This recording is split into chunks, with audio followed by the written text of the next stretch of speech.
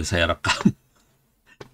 Oke, sebelum terlalu jauh, materi bisa diambil di sini ya. Saya kasih URL-nya di chat, s.id/free OWP ebooks. Oke, sambil saya share screen lah, biar enak lah. Oke, saya share screen. Wis, ini lagi nulis buku ya, minta maaf. Lupa. Sekalian aja sekali cerita dikit lah. Ini lagi nulis buku tentang bagaimana strategi buat membuat internet buat di desa-desa sih sebetulnya. Tapi approach-nya, pendekatannya lewat biaya. Jadi cost base. Bukan, kan biasanya kalau orang kan lewat infrastruktur ya, ini biaya. Kira-kira gitu. Nanti bukunya akan dilepas free lah. Oke, saya kasih lihat judulnya lah di atas. Nih, internet murah untuk desa, strategi cost-based deployment, kira-kira gitu. Ini belum selesai bukunya sih, lagi ditulis. Oke, nah materinya ada di sini. Oh ya, sebelum terlalu jauh, kalau ada pertanyaan silahkan ditulis di chat ya, kalau ada pertanyaan. Sebelum terlalu jauh, materinya ada di sini, di s.id/free OWP ebooks. Kalau diklik nanti akan keluar seperti inilah kira-kira. Tapi biasanya Bapak Ibu keluarnya yang seperti ini biasanya, yang berbentuk apa thumbnail kayak gini. Cuman nanti saran kalau mau enak sih yang ini. Kalau saya lebih suka yang ini sih sebetulnya. Oke. Khusus buat cyber security bisa di search aja kata kuncinya keamanan. Ada beberapa keamanan. Ini ada keamanan jaringan, keamanan siber, ada pentingnya kemitraan, menjaga AI tetap terkendali. Terus kalau kata cyber seringkali berbentuknya keamanan juga. Jadi kata kuncinya ada dua, keamanan sama cyber. Di sini ini buku yang relatif baru. Ini ditulisnya tanggal 20 Agustus 2 hari yang lalu. AI dalam cyber security bisa dilihat juga di situ.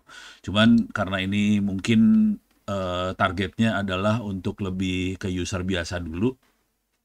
Saya nanti akan kasih lihat untuk user biasa. Oke, ini buku-buku urusan keamanan. Cuman sebelum terlalu jauh, saya mau kasih lihat satu buku lagi. Bukan satu buku, ini ada 13 buku sih sebenarnya.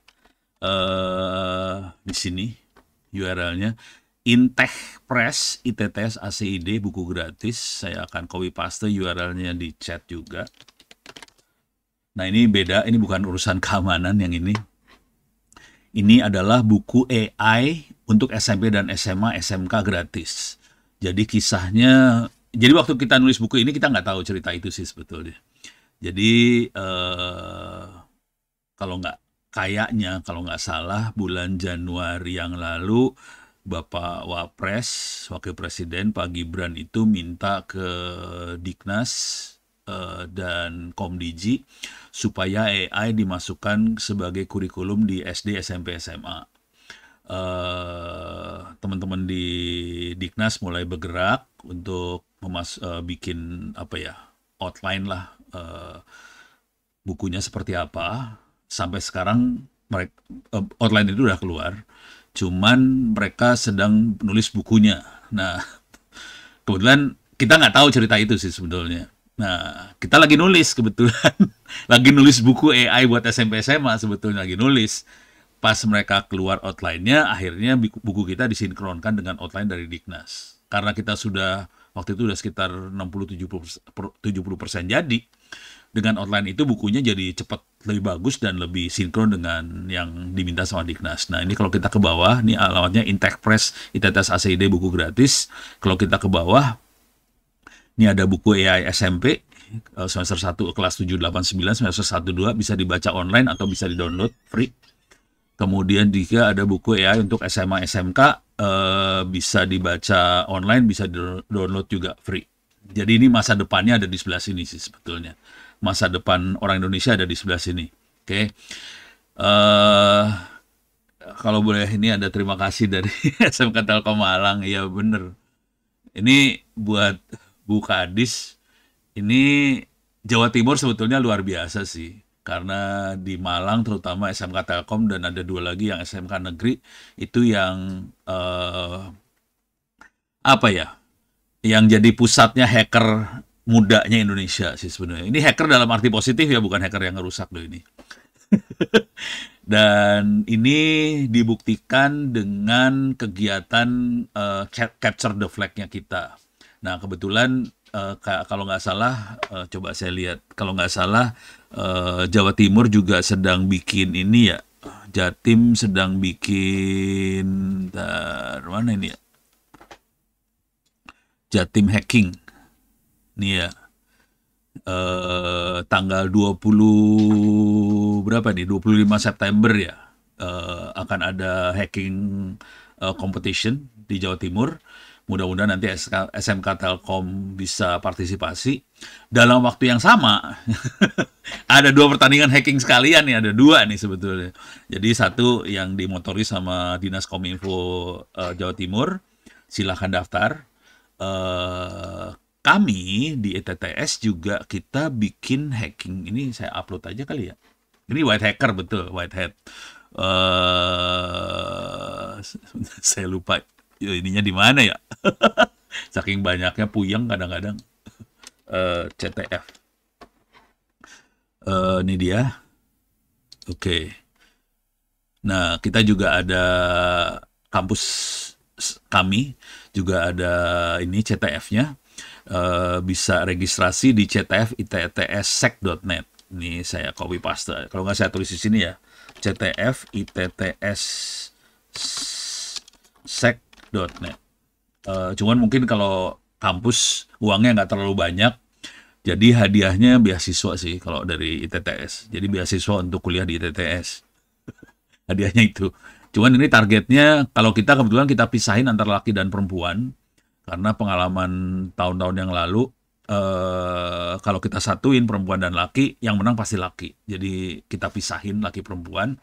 Jadi nanti ada juara 1, 2, 3 wanita, ada juara 1, 2, 3 laki-laki. Kita pisahin banget. Soalnya kalau nggak perempuannya hilang dari peta. Gitu. Oke. Jadi silahkan buat nanti kasih tahu ke siswa, adik-adiknya, keponakannya, siswa-siswa semuanya. Ada 2 pertandingan hacking. Satu dari Diskominfo Jawa Timur tanggal 25 September. Kalau yang ini tanggal 22 sih sebenarnya September pertandingannya. Juga Dinas Kominfo Tangerang Selatan ada bug bounty. Sama antara 4 Agustus sampai 30 September. Kalau ini ada duitnya, belasan juta. Tapi beda, ini bukan CTF ya, bukan capture the flag. Yang ini bug bounty, nyari bug gitu. Jadi, tapi kalau ini terbuka buat umum, kalau yang ini, yang Tangerang Selatan Dinas Kominfo. Kalau ITTS lebih ke 18 tahun ke bawah. Targetnya lebih ke SMA sih. Kalau kita. Karena kita nyarinya anak-anak muda yang lucu-lucu dan pinter-pinter. Bukan yang profesional, beda. Dan itu kejadian yang kerennya adalah di kampus ITTS akhirnya rata-rata anak-anak semester 3 habis. Karena diambil sama ini sih, perusahaan-perusahaan sih. Jadi kita lagi kehabisan mahasiswa. Ya, tetap mahasiswa statusnya. Mereka pindah jadi mahasiswa karyawan malam. Cuman mereka kerja kondisinya. Karena rata-rata anaknya pintar-pintar sih. Nah, udah, itu kira-kira itu ya gambarannya. Jadi ada buku, ada eventnya hacking. Ini ada 3 event sekaligus September ini, keren banget sih. Nah, terus satu lagi mungkin yang juga akan bermanfaat adalah kuliah free. Ini terbuka buat semua orang. SMA boleh, SMK boleh, belum mahasiswa boleh. Silahkan bikin account di sini, free. Jadi kalau kita ke bawah sini ada create new account, bisa bikin account baru sih sebenarnya gratis. Dan nanti bisa mengerjakan soal-soal kuliahnya gratis juga. Silahkan dikerjakan aja. Nah, ini yang cantiknya di sini. Ini saya masukin ininya ya. Nah, di sini ada kuliah cyber security, ada kuliah data science segala macam. Saya kasih lihat sedikit ya, icip-icip. Jadi materi yang benernya cyber security kira-kira seperti ini. Cuman materi hari ini saya nggak akan seperti ini. Karena ini berat banget nih, asli berat. Materinya kayak gini, buat cyber security kita harus mengenal teknik jaringan komputer. Di bagian yang ini, di sini ada VoIP maupun BTS. ITTS mengajarkan bagaimana cara bikin 5G sendiri misalnya. Dan teknik ini dipakai di Dinas Kominfo Tangerang Selatan. Kita bikin 5G sendiri Dinas Kominfonya. Kecepatannya saya kasih lihat aja lah, biar ada horor. Ini boleh digunakan sama dinas-dinas Kominfo yang lain, nggak masalah sih sebetulnya. Saya kasih lihat kecepatannya ya. Ini bikin sendiri, hati-hati, bukan punya operator, bukan. Kita bikin sendiri. PQRS, speed, P speed, K elemen O, mana ya, speed test, kok hilang?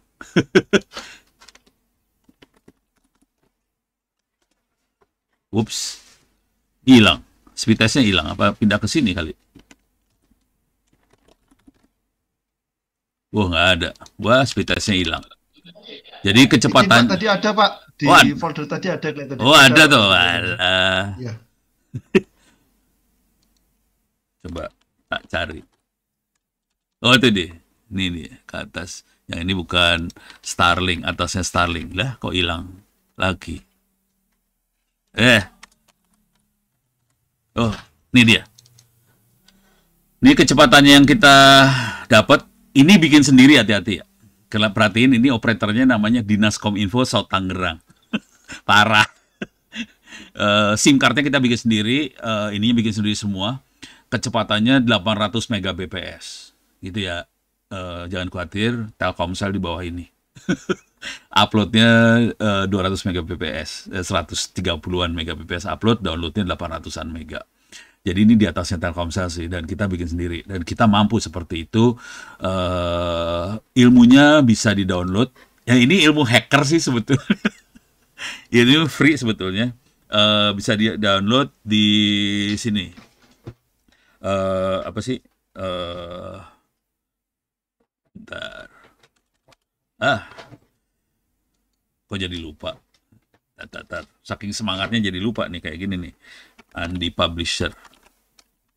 Oke, saya cari aja langsung ya di Andi Publisher, soalnya URL-nya.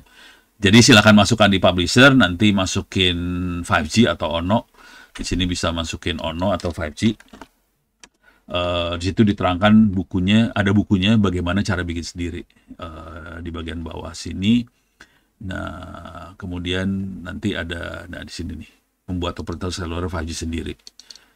Jadi kita bisa bikin sendiri. Sekarang saya akan buka-bukaan dikit. Ini ilmunya ilmu hacker sih sebetulnya. Jadi kita bisa sampai level ini karena kita nge-hack, bikin sentral telepon sendiri, bikin BTS sendiri, bikin SIM card sendiri semuanya, dan ini diterangkan secara gamblang di sini cara bikinnya. Nah, sekedar informasi buat Bapak Ibu semua, berapa biayanya semuanya? Sekitar 10% dari biaya yang dipakai sama Telkomsel. Sebetulnya segitu, 10% doang. Kira-kira segitu. Karena kita pakai open source semua.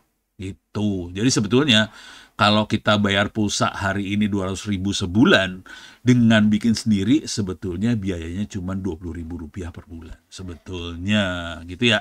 Nih, beres. Nah, sekarang saya akan pelan-pelan masuk ke ini, beres ya. Ini saya lagi ngelantur sedikit. Urusannya cybersecurity.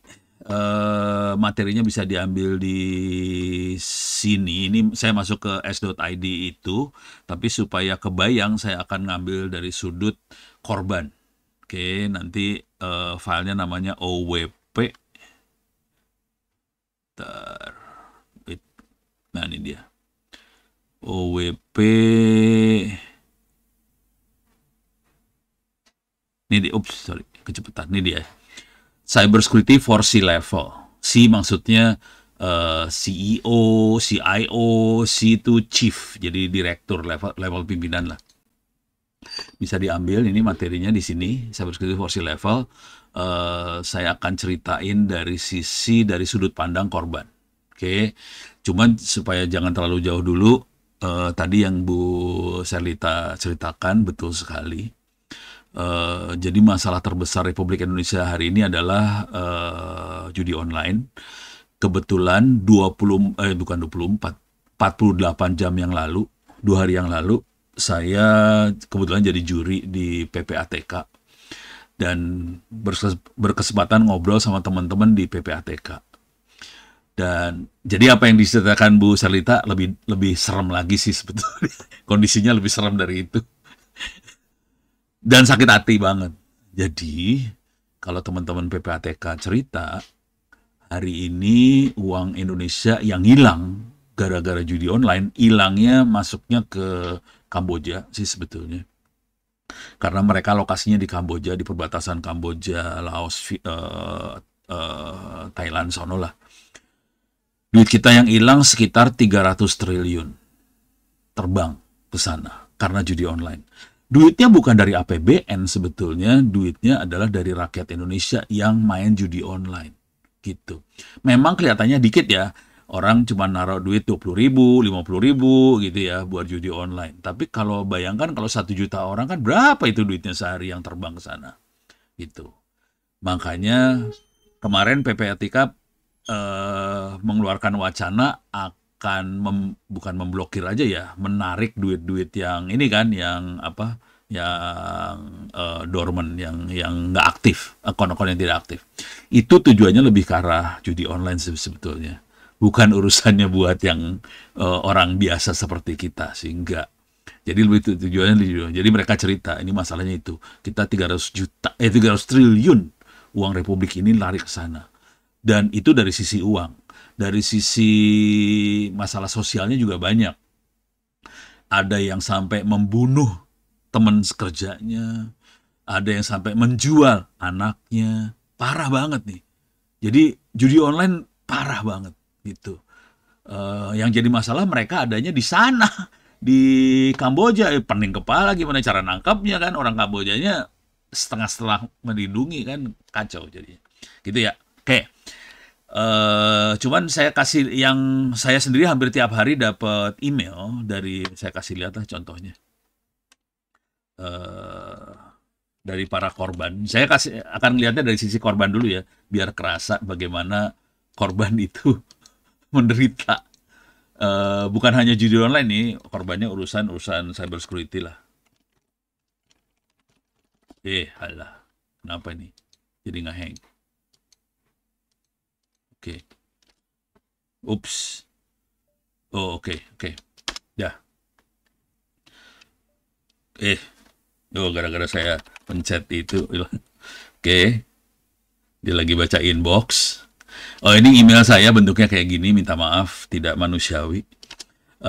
Saya akan masuk ke folder ini. Atas. Ini hampir tiap hari orang kirim email seperti ini. Jadi saya minta tolong, permintaan tolong kasus cybercrime, mohon bantuan. Jangan khawatir, hampir tiap hari orang dapat kayak ginian ya. Stres loh kalau udah tiap kayak gitu. Ini bukan yang judi online ya. Kalau judi online rata-rata nggak minta tolong ke saya kalau judi online. Cuman saya monitor aja sih. Jadi seperti ini hampir tiap hari.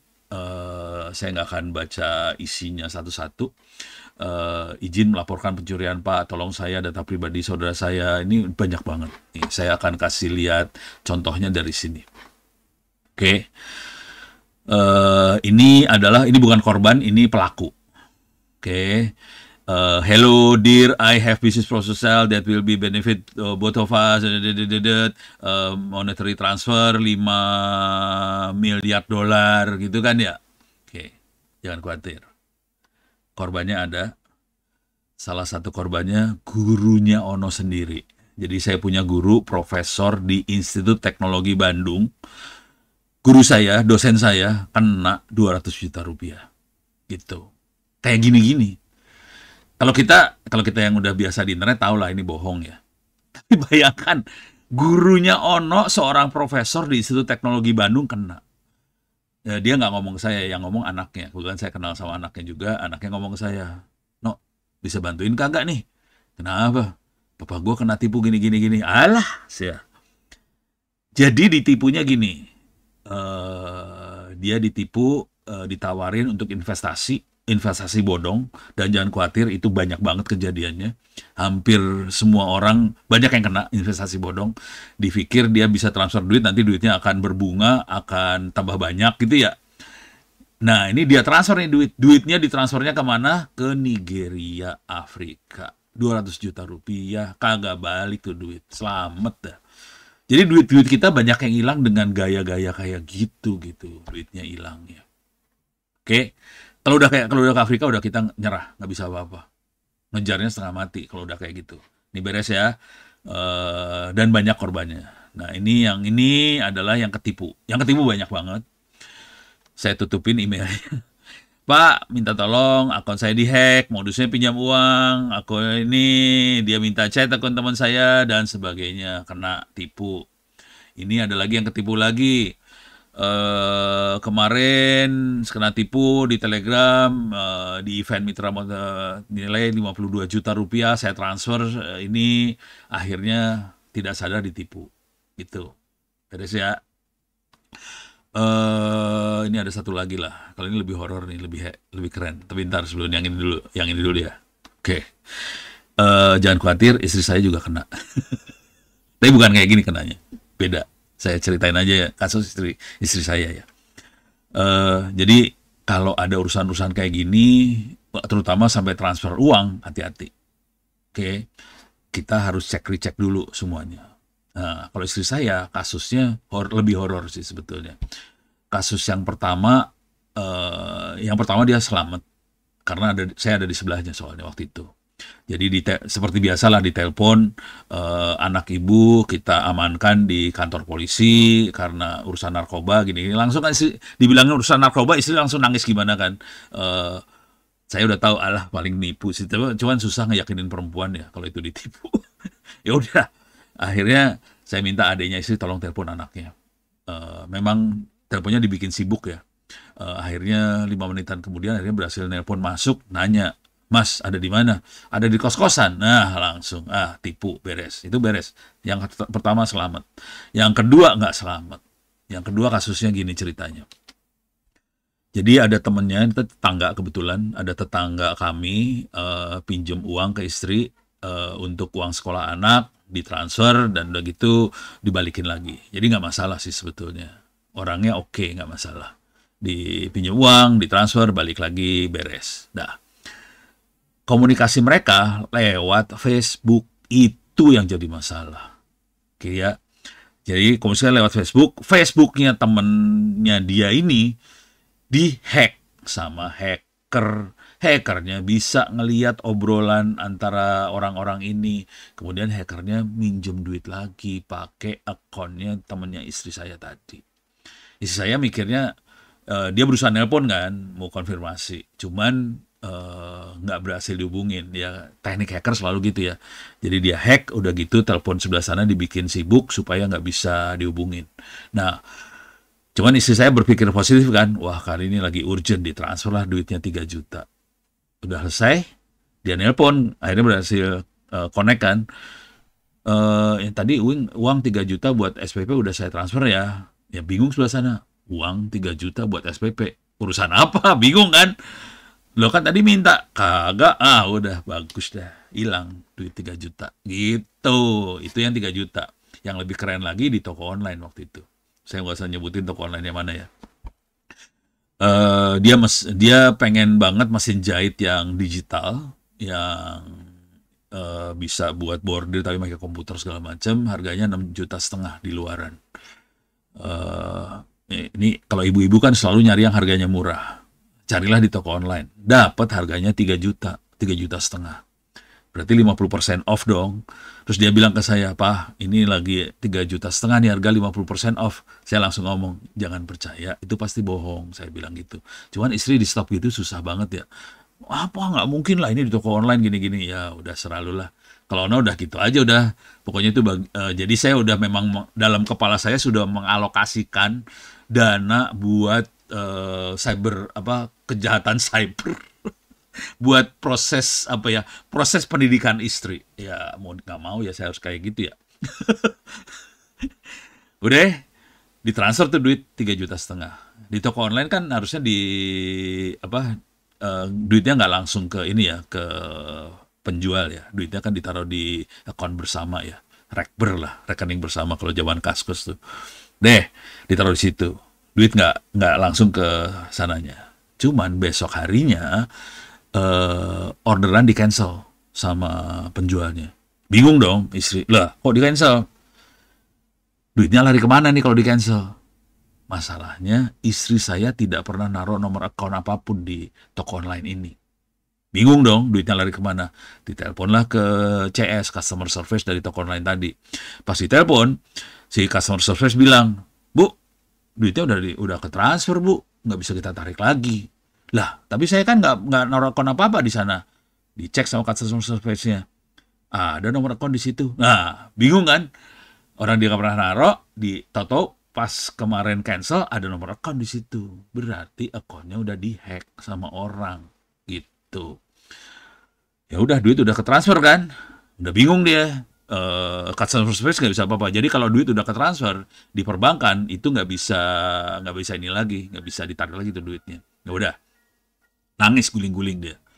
Ya udah, terus saya bilang ya udah kita ke polisi lah. Ini minta maaf nih jujur, ini kejadian beneran. Waktu kita ke polisi, istri saya dimarahin sama polisi. Jadi polisinya bukan nolong sih, aduh minta maaf nih. Polisinya nggak nolong sih, dimarahin istri saya. Polisi ngomongnya kira-kira gini, "Ibu udah tahu di toko online banyak yang nipu, kok ibu mau aja belanja di toko online?" Gitu kata polisinya, kan stres lah kayak gitu.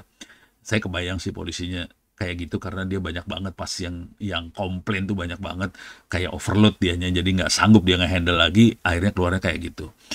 Nangis lagi 2 kali istri saya. Ya udah, akhirnya suami turun tangan dong. Turun tangannya sederhana aja sih. Saya tinggal nulis aja di media sosial, "Mohon maaf, teman-teman, hati-hati ya kalau belanja di toko online ini, soalnya istri saya baru ketipu nih 3,5 juta." Itu nggak sampai 5 menit, telepon istri saya langsung bunyi. Langsung ditelepon sama toko online-nya, "Bu, uang ibu berhasil diselamatkan, nomor akun ibu berapa? Kita transfer nih duit." Gitu. Cuman minta tolong, statement Bapak di media sosial tolong dicabut gitu. Ya udah gue cabut dah. Udah, saya nggak proses lebih lanjut sih. Itu kira-kira kayak gitu tuh. Jadi hati-hati aja semua. Nah, yang ini lebih horor yang ini. Orangnya di Jepang. Dia kehilangan duit $72.000. Kalau dirupiahin kira-kira 1 M lah gitu. Saya berharap Bapak bisa membantu saya. Saya sudah terlilit sama hutang. Saya butuh bantuan Bapak. Nih, duitnya dipakai buat beli koin. Kira-kira kayak main saham gitulah ya. Tapi koin tuh ya antara main saham sama main judi beda-beda dikit lah. Dia main koin. Koinnya ada di Makau. Makau adalah tempatnya judi di dunia. Di belakangnya Hong Kong ya, sampingnya Hong Kong lah. Orangnya di Jepang nih. Orang Indonesia di Jepang, main sahamnya di Makau, duitnya hilangnya 1 M. Minta tolongnya ke Ono. Ya nggak bisa lah, udah bubar kalau udah kayak gini. Beres ya. Ini di YouTube saya banyak banget sih sebenarnya. Kalau ngeliat YouTube saya banyak yang minta. Jadi yang tadinya saya kasih lihat kan di email. Sebenarnya di YouTube juga banyak yang minta tolong-tolong kayak gini gitu. Nah, kenapa bisa itu terjadi? Ini yang teknik sederhana dulu ya. Si hacker bisa pakai open source intelligence. Open source intelligence adalah melakukan mata-mata dari informasi yang terbuka yang ada di internet. Kira-kira gitu. Contoh paling gampang mah ini nih. Saya praktekin dikit lah. Bego banget lah. Google.com. Kita masuk Google ya. Terus saya masukin kata kunci iktp. Ini kan kata kunci yang biasa aja. Cuman kalau kita klik yang ini udah mulai kacau nih. Kita klik gambar aja nih. Oke. Ini iktp. Ini kita bisa lihat nama orang. Ini jelas semuanya nih ya. Bisa kelihatan semua, jangan khawatir. Ini baru yang cara-cara yang sederhana kayak gini ya. Orang-orang tuh pada apa ya? Pada abai. Ngasih ginian seenaknya aja. Ini iktp. Mau yang lebih horor, kartu keluarga. Keluar kok, jangan khawatir. Mau yang gombal juga, kartu anggota TNI lah, keluar. Walaupun yang di sini kemungkinan bukan anggota TNI bener ya. Yang jadi berita soalnya di sini. Tapi kadang-kadang ada yang keluar beneran, gitu ya. Nah, kalau minta link presensi. Kalau presentasi nggak ada linknya. Linknya tadi yang di itu ya. Nah, Setelah keluar seperti ini, apa yang terjadi? Kejadian benernya adalah tetangga saya. Beliau supir, pernah jadi supir saya juga. eh Suatu hari dia didatengin sama orang yang nagih utang tuh, apa sih namanya? Itulah ya, yang nagih utang tuh. Oh, mereka ngegedor-gedor pintu rumahnya dia. Gedor, buka, langsung Bapak harus bayar utang. Kalau enggak kita proses. Dia bingung dong. Utang apaan? Bapak pinjam uang. Ini di apa? Pinjol ini gitu. Saya nggak pernah pinjam uang di pinjol itu. Ada, Bapak harus bayar nih utangnya. Gini-gini gitu. Ya stres lah, bayangin. Supir rakyat biasa didatengin orang-orang kayak gitu, stres. Alhamdulillahnya kejadiannya gini, alhamdulillah. Jadi ini kejadiannya sederhana sih sebetulnya. Jadi entah bagaimana si KTP beliau itu lepas informasinya, akhirnya bisa dipakai buat pinjam uang. Kira-kira gitu sih ceritanya. Sesederhana itu sih. Nah, udah gitu ditagih kan. Ya orang nggak pernah pinjam ditagih ya bingung kan ya. Tapi kan kalau rakyat biasa didatangin kayak gitu pasti stres. Nah, ini teknik penyelamatan dirinya. Saya ceritain langsung. Jadi untuk selamatnya, kebetulan anaknya dia itu kuliah di UGM, lulus sudah selesai, sarjana hukum. Jadi ngerti prosedurnya seperti apa. Anaknya langsung ke OJK, Otoritas Jasa Keuangan Republik Indonesia. OJK ngasih laporan. Bapak, Ibu, ini bapak saya didatengin, ditagih uang dari pinjol ini, gitu. Ya udah, OJK langsung fasilitasi dong. Dipanggil pinjolnya, dipanggil supir saya tadi dipanggil, pinjolnya dipanggil, tolong buktikan bahwa Anda transfer duit ke sini. Ternyata pinjolnya nggak bisa buktiin, ya selamat ya. Jadi harus lewat otoritas-otoritas yang seperti itu. Tapi sayangnya polisi nggak bisa kemarin. Ya mudah-mudahan ada polisi yang rada bagus ya. Karena polisi kita overload dengan kondisi Indonesia sekarang, di overload banget. Konsekuensinya prioritas utamanya lebih ke arah pimpinan sih akhirnya kalau polisi sekarang. Gitu. Oke, ini beres urusan yang ini. Kita akan pelan-pelan, tadi mana? Sini ya. Oke. Ini urusannya. Urusan yang lebih horor lagi adalah yang APK ini. APK pasti sering kan dapat penipuan lewat APK di WhatsApp. Udah sering banget dah.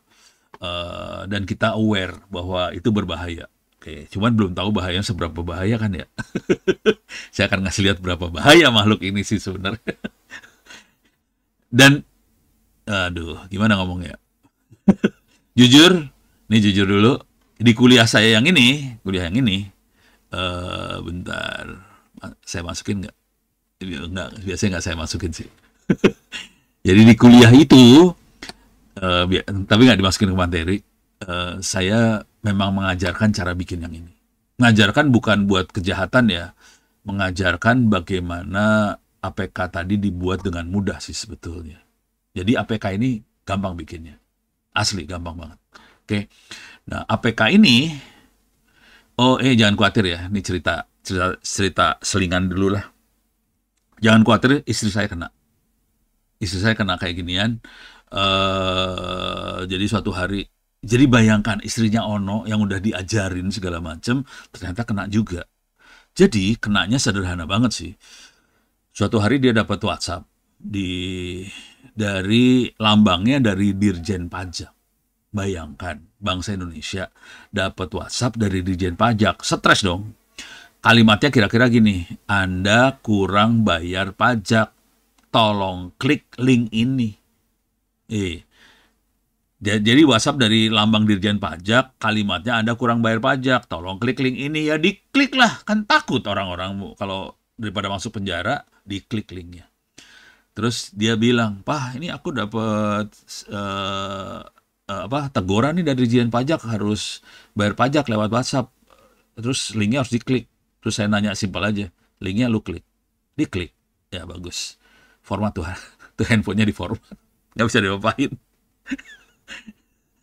Untungnya dia belum sampai nginstall. Cuman tetap saya minta tolong diformat aja, soalnya HP-nya udah kacau. Jadi ini si APK ini kalau saya masuk urusannya teknik penyelamatannya ya. Teknik penyelamatan yang paling sederhana adalah masuk ke flight mode. Flight mode kalau bisa di uninstall APK tadi.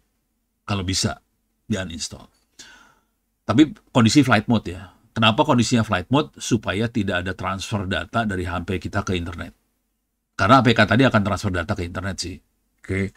Jadi masukin ke flight mode dulu, terus uninstall. Kalau tidak berhasil uninstall, factory reset HP-nya. Nah, ini banyak yang komplain di bagian factory reset. Karena kemungkinan besar foto-foto akan hilang, data-data akan hilang, semua hal penting di HP kita bakal hilang. Gitu. Kalau udah factory reset. Jadi agak berbahaya nih bagian factory reset. Kalau kemarin istri saya di factory reset sih langsung. Ya udah. Foto hilang, segala macam hilang. Nangis sih. Cuman kalau factory reset, jangan pernah install aplikasi, jangan pernah restore. Jadi waktu factory reset ada kata-kata restore. Jadi kembalikan aplikasi yang pernah kita install supaya nggak usah install ulang. Itu yang bahaya. Karena kalau restore, termasuk si APK yang kita install tadi masuk ke restore. Jadi percuma factory resetnya. Jadi factory reset dibikin kosong seperti dari pabrik lagi. Nah itu yang bikin orang nangis. Gitu ya. Sampai ada yang sampai datang ke rumah saya gara-gara Pak ini kenapa ya? Tiap kali saya walaupun sudah saya reset tetap aja kayaknya virusnya masih ada. Ya harus jangan di restore. Ya saya restore, kalau enggak kan aplikasinya hilang. Ya udah bagus deh, nggak mau nge-restore. Ya udah. Nah sekarang makhluk apakah ini? Oke, ini namanya remote access trojan atau disingkat RAT, remote access trojan. Apa yang bisa dia kerjakan? Dia bisa menyuri cryptocurrency. Dia bisa menyuri username password internet banking. Dia bisa mencuri two-factor authentication code, bisa menyuri password lock screen, bisa screenshot, bisa ngambil call log, catatan kita nelpon ke siapa aja, ngirim SMS ke siapa aja, dia bisa nginstall aplikasi, dia bisa jalanin aplikasi, dia bisa streaming, dia bisa ngeliat kamera kita dan di stream kameranya. Oh iya, remote access trojan ini tidak hanya berlaku buat handphone Android, berlaku juga buat Windows, berlaku juga buat iPhone. Ini berlaku juga sih sebetulnya. Jadi hati-hati aja makhluk-makhluk ini. Oke. Nah, gimana caranya? Nih, saya kasih lihat langsung di sini lah. Saya nggak akan demoin cara bikinnya segala macam ya. Bikinnya gampang sih sebenarnya. Oke, kita bisa hacker akan masuk ke GitHub. GitHub ini site bagus sih sebenarnya, site oke, nggak masalah. Ini kelihatan saya lagi mainan buat AI ini, buat AI yang buat anak SMP nih ya. Oke, saya harus masuk ke ini lagi nih. Gimana caranya?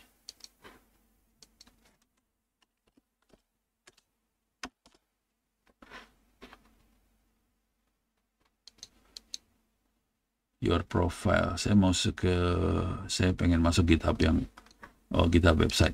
Oke. Saya masuk GitHub websitenya. Oke. Di sini saya tinggal search aja RAT Android. RAT itu remote access trojan Android. Oke. Langsung kita bisa lihat ada 2000. Banyak ini, nggak sedikit ini artinya. 2000 itu banyak banget. Software RAT Android.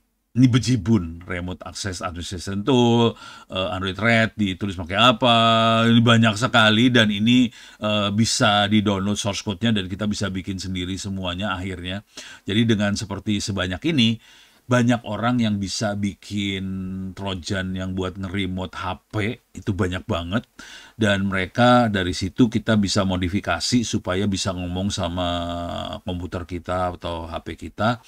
Udah gitu HP orang datanya bisa terserah mau diapain, bisa. Ini jadi banyak banget ya. Ini rate-nya banyak. eh, dan bisa kalau berhasil keinstall, dia akan ngambil alih HP-nya kita. Cara bikinnya gimana? Nah, minta maaf kalau bikin orang takut ya, tapi emang kondisinya emang begitu sih. Ini saya kasih lihat di onocenter.org/wiki, alamatnya, ilmunya ada di sini semua sih. Ilmunya maksudnya baik, saya kasih paste aja di sini biar kelihatan ya. Maksudnya sih baik, cuman ya kadang-kadang tergantung akhlak orang yang pakai aja ya. Saya akan masuk ke MSF Venom, MSF aja lah. Ini Metasploit Project. MSF adalah Metasploit Project. Ini software buat hacking yang ada di Kali Linux. Jadi kalau hacker biasanya jalanin Kali Linux. Ini software hacking yang ada di Kali Linux. Kali Linux ada nggak saya jalanin, tapi ada di sini sih sebenarnya. Kalau mau didemoin, tapi ntar terlalu ribet lah buat orang biasa mah. Di sini ada software Kali Linux-nya sebetulnya, bisa dijalanin. Ini ada Kali Linux-nya. Oke. Nah, sekarang kalau udah masuk ke sini, di sini ada satu software yang berbahayanya. Nah, di sini pakai attack Android. Saya kasih lihat, ini ada tulisan recommended dua-duanya. Ini saya coba beneran soalnya. Kita bisa remote ke Android. Oke. Jadi ini kalau mau yang sederhana kita bisa bikin pakai MSF Venom. Ini softwarenya MSF Venom. Itu bagian dari Metasploit Framework, MSF. Metasploit Framework. Ada yang namanya MSF Venom. Venom itu bisa. Jadi dia akan meracuni aplikasi yang baik. Kira-kira gini. Misalnya kita punya aplikasi dari internet banking, bank mana gitu, atau kita punya aplikasi, minta maaf misalnya kita punya aplikasi punya pemerintah mana gitu ya, minta pemerintah kabupaten atau pemerintah provinsi mana, kan pemerintah kabupaten atau provinsi kan sering bikin aplikasi, dan dia punya aplikasi mobilenya yang bisa di-download lah, misalnya buat pelayanan masyarakat apa segala macam, dia bikin aplikasi supaya masyarakat gampang berinteraksi dengan pemerintahnya lewat aplikasi. Nah, APK-nya bisa diambil sama hacker, kemudian APK-nya diselipin racun. Venom tuh racun. Oke. Belum share screen. Udah ya? Sudah Pak, dari tadi kelihatan. Saya stres. Belum share screen. Bahaya. Oke. Jadi, APK yang kita dapat dari pemerintah bisa kita ambil.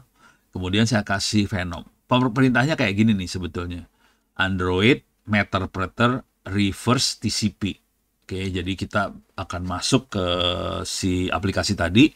Kemudian aplikasinya akan melakukan hubungan kebalik ke komputernya kita. Oke. Nah, ini IP yang ini, L-hostnya adalah host dari si hacker. Nggak mungkin 192.168.116, nggak mungkin. Dia pakai IP-nya IP publik biasanya. Jadi cara bermainnya, hacker akan nyewa mesin di internet, murah nyewanya. Kalau tahu harga sewanya saya 50 ribuan lah sebulan. Dapat IP, terus kita set portnya, kemudian APK yang udah kita kasih virus, bisa dijalanin di komputer, di HP-nya target. Kemudian HP-nya target akan berkomunikasi dengan komputernya kita. Tapi bukan 192.168.116, bukan. Komputernya pasti beda. Ini kalau kita lagi latihan aja kita pakai yang kayak ginian. Dah. Kalau udah berhasil masuk, jalan di komputer kita, si hacker akan menjalankan ini MSF Console, kemudian jalanin perintah-perintah ini. Apa yang akan terjadi? Saya masukin ke yang saya masukin ke yang satunya lagi. Ini yang satunya lebih horor yang ini.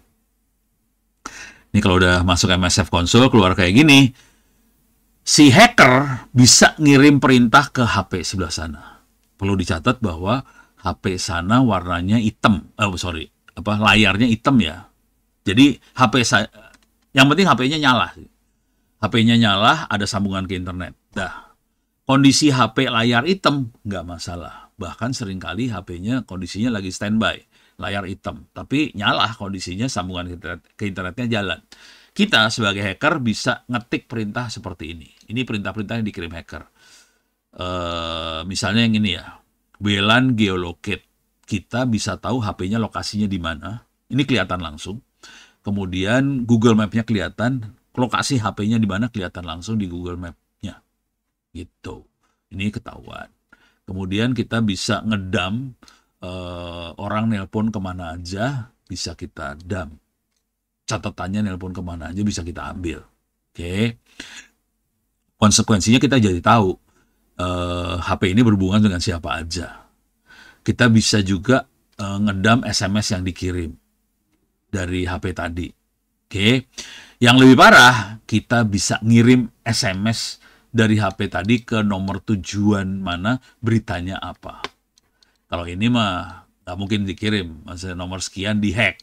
Beritanya dihack, nggak mungkin. Beritanya bisa kayak gini misalnya, Mas, dompet saya hilang nih, bisa minta tolong pinjam uang, ditransfer dong ke akun ini, gitu. Karena saya harus bayar nih cepet-cepet, dompetnya hilang. Nah, kalau orang, kan ini nomornya nomor bener ya, nomornya nomor beneran. Orang itu mungkin percaya bahwa ini berita dari orang yang benar, padahal ini hacker yang kirim message tadi. Ya sudah, bubar. Gitu ya. Terus, nah ini yang rada reset tuh bagian yang ini. Ini reset asli. Ini jangan khawatir ya, ini bisa dikerjakan di HP, bisa dikerjakan di laptop. Windows, komputer Windows bisa kena. Gitu. Softwarenya nggak beda jauh, sama aja sih softwarenya, itu juga, cuman ininya beda sih sebenarnya, di sininya beda. Nih, di payloadnya lain. Ini Android buat HP nih. Ini Android buat HP. Kalau di Windows ya Windows payloadnya, jadi bisa kena ke Windows. Oke, konsekuensinya yang ini saya ceritain makhluk yang ini dah. Kalau sampai titik yang ini, kejadiannya adalah si hacker akan minta daftar. Kameranya ada berapa sih di situ? Webcam list kita ngelihat ada berapa kamera di handphonenya korban tadi. Udah gitu yang snap ini nempelin. Oke, saya pengen tempelin kamera nomor 1 atau saya pengen tempelin kamera nomor 2. Ini webcam snap 2 itu kamera 2 yang saya tempel. Kalau ini dikerjakan, ini parah banget nih kalau dikerjain ini. Kalau dikerjakan stream, maksudnya gini. Ini kondisi HP layar hitam ya, layarnya hitam aja. Kita stream aja semua video sama suara-suaranya dari HP korban ke komputernya kita. Dapat. Jadi misalnya kita lagi ngobrol apa, tentang apa gitu, lagi diskusi apa, ya udah dapat semua. Gitu. Ini parah yang ini. Ini parah banget sih. Nah, yang seru, nah ciri-ciri khasnya gimana buat deteksi makhluk ini, kejadian makhluk ini seperti apa? Untuk deteksi bahwa HP kita sudah kena seperti ini, caranya paling gampang. Jadi kalau ngelihat ininya sih, layarnya sih udah nggak peduli sih mau layarnya lagi nyala atau hitam, nggak masalah, udah. Oke, tapi ciri khasnya paling gampang ngelihatnya gini, kalau kondisi lagi standby, harusnya si HP itu nggak ada aktivitas. Tapi kenapa ini lampu kirim datanya kelap-kelip misalnya? Harusnya kan nggak ada aktivitas, tapi dia kirim data, itu mencurigakan. Yang kedua, karena ada aktivitas di HP, HP cenderung panas. Jadi panasnya nggak normal gitu. Jadi kalau HP punya kecenderungan panas, itu mencurigakan. Yang ketiga adalah baterai jadi cepat habis. Nah, misalnya kalau HP yang normal misalnya bisa sehari atau 2 hari nggak habis-habis tuh baterai, ini kenapa bisa cuma setengah hari udah habis, atau barangkali cuma berapa jam habis gitu. Nah, itu jadi mencurigakan. Berarti ada aktivitas. Jadi harus kita harus ngelihat seperti itu ya. Oke. Nah, celamatinnya gimana? Celamatinnya yang tadi. Yang pertama adalah masukin ke flight mode. Jadi HP-nya dimatiin internetnya, masuk ke flight mode. Karena ini semua urusannya internet. Si hacker bisa masuk karena ada internet. Internetnya diputusin dulu, masuk ke flight mode, oke. Kalau di HP kan ada ini ya, ada masuk ke sistem kan ada yang buat aplikasi segala macam, dicari tuh di aplikasinya. Ada nggak yang aneh di situ? Nah, yang aneh di delete. Kalau nggak ketemu juga, kalau saya pribadi ya, saya pribadi ini saya sering kerjain sih. Kalau saya pribadi, HP saya sering saya reset. Walaupun saya tahu kondisi saya aman sih. Cuman saya dan saya jarang pakai HP ya. Saya jarang pakai HP karena HP saya disadap juga sih. Tapi bukan kayak gini nyadapnya sebel banget. Pokoknya kondisi HP disadap, nyebelin lah pokoknya. Udah gitu saya tahu yang nyadap lagi sebel banget kan. Makanya orang-orang kalau ngubungin saya lewat email semua. Karena HP kondisi saya disadap. Gitu. Ya udah. Kalau yang ini tadi satu flight mode, cari aplikasinya, delete. Kalau mau aman banget, factory reset. Jangan restore aplikasi. Jangan. Jadi factory reset, kondisi HP jadi nol. Nggak kayak HP baru aja, kosong, nggak ada apa-apanya. Konsekuensi dari itu semua, saran buat Anda semua, kalau bisa datanya di backup periodik. Jangan, jangan, apa, jangan taruh data di HP kita lah. Saya jujur HP-nya hampir nggak ada data. Datanya cuma buat yang saya butuhin aja. Rata-rata HP saya pakai buat ini aja sih. Saya pakai buat modem doang sih sebenarnya. Hampir nggak dipakai. Saya kok kalau udah pernah komunikasi sama saya pasti Ono tuh sangat email banget.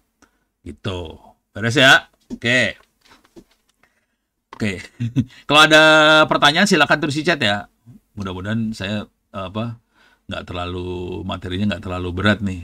Ini udah rada-rada horor nih materinya sebetulnya. Oke. Balik lagi ke sini. Ini tadi urusan red. Ini tadi MSF Venom, cara bikin trojannya seperti ini. Software yang dipakai namanya Kali Linux. Jadi ini free, bisa diambil di internet. Makanya hackernya bisa banyak banget sih. Kalau lihat Kali Linux di sini, oke, di sini bisa di-download ini free. Oke. Ini bisa kita ambil free Kali Linux installernya. Kita bisa install Kali Linux di komputer kita. Saya sendiri masang Kali Linuxnya pakai virtual machine. Jadi nggak gitu. Nah ini tadi perintah-perintah yang bisa kita kerjain. Oke, yang horor, yang webcam list. Nah yang lebih ngeri, isinya lagi. Ya minta maaf nih, saya kalau ngasih materi cepet ya. Yang lebih ngeri adalah yang ini, corporate attack. Ini yang ngeri. Oke, kalau tadi kan user biasa. Corporate attack itu akan nyerang ke kantor Anda. Oke. Ini saya kasih lihat contohnya ya. Ini contohnya aja ya. Ini data breach di Universitas PGRI. Ini berita bentuknya ya. Berita bentuknya data breach di Universitas PGRI Pontianak. Oke, datanya jebol. Ini di pemerintah Kabupaten Blora, data jebol. Ini di satu data ASN, BKN, GoID, data jebol. Ini jutaan 4,7 juta data PNS jebol. Ini apa ya? Kadang-kadang kita suka underestimate bahwa ya udahlah, kan data kita nggak penting gitu ya, seringnya mikir kayak gitu. Kalau saya ngomong sama orang, jangan khawatir, hacker tuh parah, bisa dieksploitasi data-data ini. Gitu, hati-hati aja sih. Yang horor terakhir adalah PDNS, Pusat Data Nasional Sementara, jebol kan kemarin.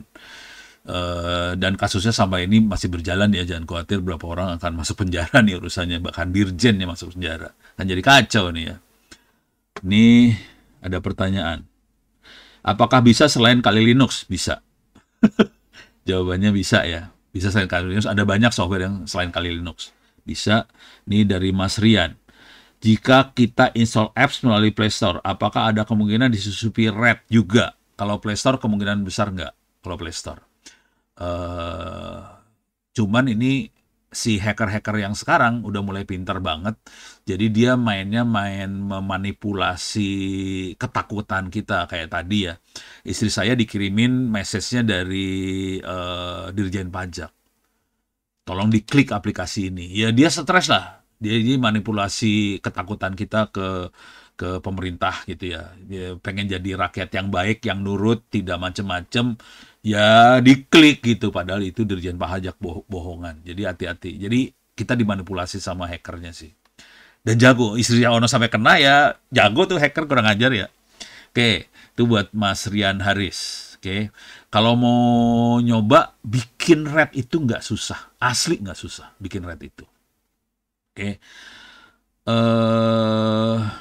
ini ada pertanyaan, mail server yang aman pakai apa Pak untuk pemerintahan? Sebetulnya semua mail server sama nggak amannya. Kalau mau aman caranya gini nih. Jadi di atas mail server kita jalankan sendiri aplikasi untuk enkripsi. Ini minta maaf, ini udah mulai ngomong teknik ya. Tapi saya skip dulu ya bentar, saya baca doanya. Dari ini Bapak atau Ibu Ani Saud, ya nggak tahu lah ya. Biro Umum, nyimpen di Google Drive aman, Google Drive aman nggak ya? Oke. Google Drive-nya sih aman kalau nggak ada yang nyusup. Gini ceritanya. Kalau sampai akun Google kita jebol, ya udah, data kita akan diambil sama hackernya. Kira-kira gitu. Jadi jangan sampai akun Google kita jebol. Kalau saya pribadi, saya taruh di Google Drive adalah data-data yang memang dipakai untuk saya sharing buat banyak orang. Tapi data pribadi nggak pernah saya taruh di Google Drive. Asli nggak ditaruh di Google Drive data pribadi. Jadi data pribadi selalu ditaruh di, saya nggak taruh di HP juga ya. Jadi data pribadi tidak taruh di Google Drive, tidak taruh di HP. Saya taruhnya data pribadi semua di komputer saya aja. Gitu ya. Mas Yuda, apakah keamanan bawaan Android bisa mengatasi RAT atau ada solusi lain dari keamanan smartphone? Keamanan bawaan Android bisa mengatasi RAT. Jadi keamanan bawaan Android itu kira-kira gini. Kalau kita mau menginstal aplikasi yang bukan dari Play Store, selalu kan ditanya nih sama security-nya ya. Ini aplikasi bukan dari Play Store, mau diizinin diinstal apa enggak? Jadi defaultnya Android tidak mengizinkan buat menginstal aplikasi yang bukan dari Play Store. Itu aman. Tapi seringkali karena kita disuruh nginstall sama tadi kan Dirjen Pajak, di-allow, diizinkan, ya bubar di situ. Jadi yang salah kita juga sih. Gitu. Waduh, ini ada lagi ya.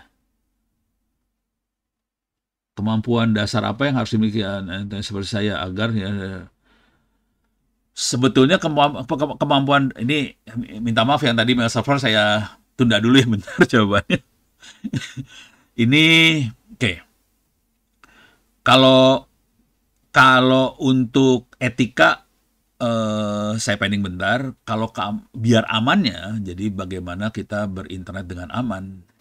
Ciri khasnya sederhana. Jangan kepo. Itu aja sih intinya. Jangan apa-apa diklik. Karena berbahaya banget. Terus kalau mau masuk ke situs-situs, jangan pernah masuk situs yang brengsek-brengsek. Jadi misalnya, ini minta maaf ya, kalau kita masuk ke situs bokep dan teman-temannya, itu kan situsnya situs brengsek. Di dalam situs brengsek, banyak aplikasi brengsek yang ada di situ. Saya kasih contoh nih. Saya masuk ke situs ini nih, The Pirate Bay. Nih ya, ini The Pirate Bay. Saya masuk situs itu buat nyolong buku sih, karena saya butuh buku. Kalau mau nanti bisa di-copy bukunya. Tapi ini buku saya colong asli. Ini tidak baik sih. Oke. Nah, kalau Anda masuk situs ini, oke, saya berani masuk situs ini nggak masalah. Karena saya pakai Linux. Jadi aman-aman aja. Yang masalah kalau Anda pakai Windows, hancur. Bisa diserang habis nih. Komputernya bisa habis. Kalau Windows habis. Kalau Linux nggak masalah. Kalau saya browse di sini, ini serangan mulai masuk nih. Ini serangan nih. Nih, perhatiin nih. Ini langsung judi online kan keluar. Dan mereka akan masukin trojan ke dalam komputer kita, hati-hati. Oke, kalau saya nggak apa-apa. Karena saya makanya Linux. Trojannya nggak bisa jalan. Santai-santai aja saya sih. Saya cari buku nih. Yang saya cari buku. Nih, langsung trojannya keluar lagi nih. Parah nih. Parah banget nih. Ini saya masukin buku. Cuman kalau kita lihat di sini kan ada yang horor-horor nih, triple X, XXX segala macam nih, ada kan porn, movie apa. Parah di sini mah. Itu. Kalau saya ambil bukunya sih kebetulan. Asli bukunya, ini bukunya bagus-bagus sih. Book of Human Body, terus Tensor for Pedestrian, ini buat AI segala macam, bukunya saya ambil dari sini semua gitu. Jadi sarannya sih gitu. Waduh, banyak pertanyaan ya. Sebelum terlalu jauh, saya jawab dulu yang tadi yang urusan email ya, supaya Anda semua bisa ini. Nah, kalau pakai email, sarannya gini nih, saya akan jalanin software yang ini. Ini namanya Thunderbird, Thunderbird Mail. Oke, saya pakai software Thunderbird Mail. Supaya aman, saya bisa ngaktifin ini. Misalnya contoh di sini ya. Oke, saya bisa ngaktifin end-to-end encryption di sini. Oke, dan saya akan bisa bikin key. Ini kayak tanda tangan digital sih. Emang tanda tangan digital sih. Oke, saya bikin key, create new PGP key. Nah, ini di luar, jadi saya bisa pakai Gmail, saya bisa pakai apa aja, dan itu semua sama jeleknya sih sebetulnya. Supaya aman, saya akan bikin key. Oke, saya akan bikin expired dalam waktu 3 hari aja lah. Oke, panjang key-nya 372 bit. Saya create key-nya, confirm. Nah, kemudian kita bisa ngobrol antara udah jadi nikinya. Nah, buat ngobrol caranya gini, saya kasih lihat deh. Ini saya tutup, saya udah punya key sekarang. Misalnya saya akan kirim email. Ini saya demoin dikit ya cara. Jadi kalau ini biasanya kita pakai kalau saya lagi komunikasi sama teman-teman di Mabes TNI kayak gitu, saya pakai yang kayak ginian sih. Jadi saya enkripsi. Oke, saya akan saya akan kirim email. Saya akan kirim emailnya ke diri sendiri ya. Ono ke Ono Indonet lagi. Tes. Ini tidak saya encrypt nih. Ini tidak saya encrypt. Emailnya bisa dibaca. Oke. Kalau mau di-encrypt, saya tinggal klik yang ini encrypt-nya. Ini kondisi nggak di-encrypt, saya akan kirim ke diri sendiri aja, biar langsung kelihatan. Oke. Sini ada tes, bisa kita baca. Oke. Ciri khasnya apa? Saya akan view source. Di sini ada view source. Oke. Saya bisa lihat source. Oh, alah. Ini source code. Saya gedein ya.